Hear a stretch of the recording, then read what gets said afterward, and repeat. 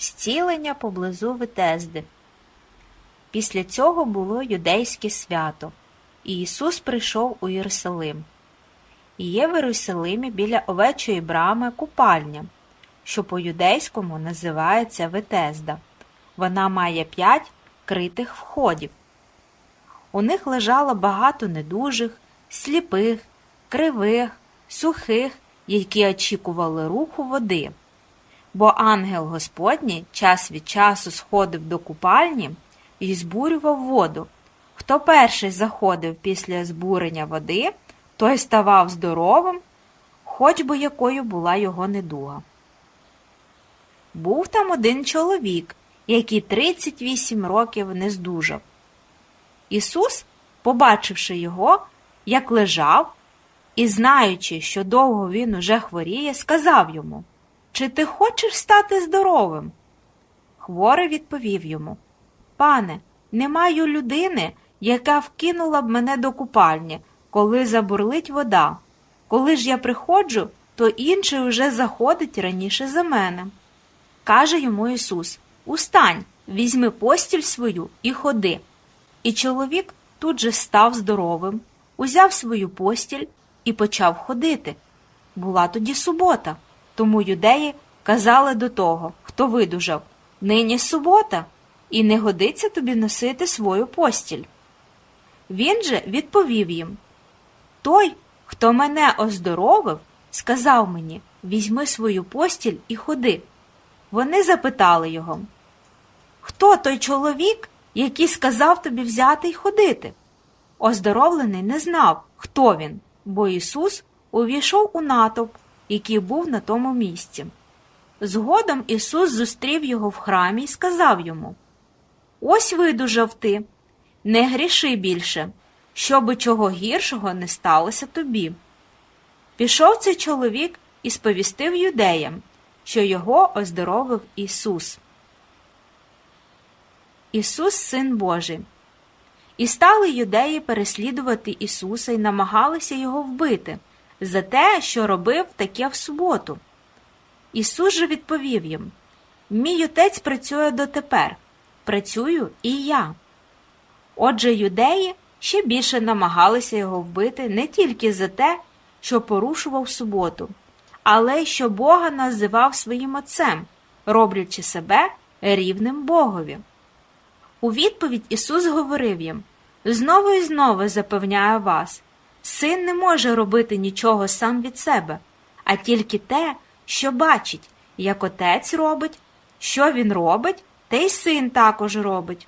Адже Отець любить Сина й показує йому все, що сам робить, і покаже йому діла ще більші від цих, щоб ви дивувалися.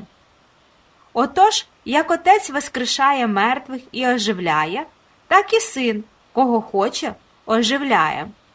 Оскільки Отець не судить нікого, але весь суд передав Синові, щоб усі шанували Сина, як шанують Отця. Хто не шанує Сина, той не шанує і Отця, який його послав.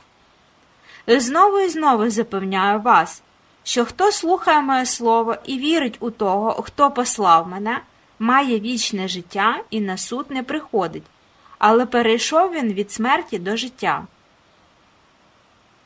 Про воскресіння мертвих.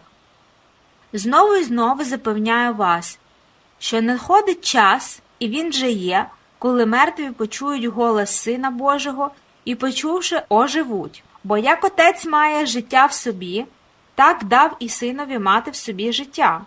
І дав йому владу, і суд чинити, бо він є Сином людським.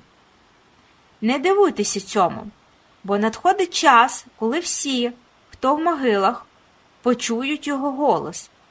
І вийдуть ті, які робили добро у воскресіння життя, а ті, які робили зло, у воскресіння суду. Не можу я сам від себе робити нічого. Як я чую, так і суджу, і мій суд справедливий, бо не шукаю своєї волі, але волі того, хто мене послав, Отця. Істинне свідчення про Ісуса.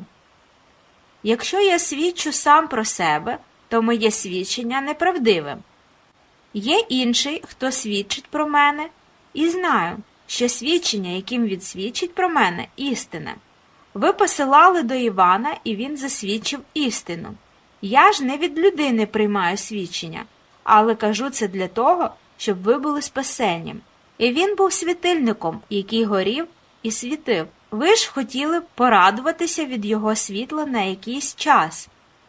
Я ж маю свідчення більше, ніж свідчення Івана, адже діла, які мені доручив Отець, щоб я їх довершив, ті діла, які я роблю, свідчать про мене, що Отець мене послав. І сам Отець, який послав мене, засвідчив про мене.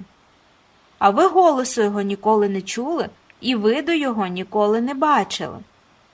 І не маєте його слова, яке перебувало б у вас, тому що не вірите тому, кого він послав. Дослідіть Писання. Адже ви думаєте через них мати вічне життя, а вони свідчать про мене. Та ви не хочете прийти до мене, щоб мати життя. Слави від людей я не приймаю, але знаю вас, що Божої любові ви не маєте в собі. Я прийшов у ім'я мого Отця, і ви не приймаєте мене. Якщо ж інший прийде у своє ім'я, того приймете. Як ви можете повірити, коли приймаєте одне від одного славу, а слави, що від єдиного Бога, не шукаєте? Не думайте, що я буду оскаржувати вас перед Отцем. Є той, хто вас звинувачує, Моїсей, на якого ви надієтесь. Бо коли б ви вірили Моїсеєві, то вірили б і мені, адже він написав про мене. Якщо ж ви не вірите його писанням, то як ви повірите моїм словам?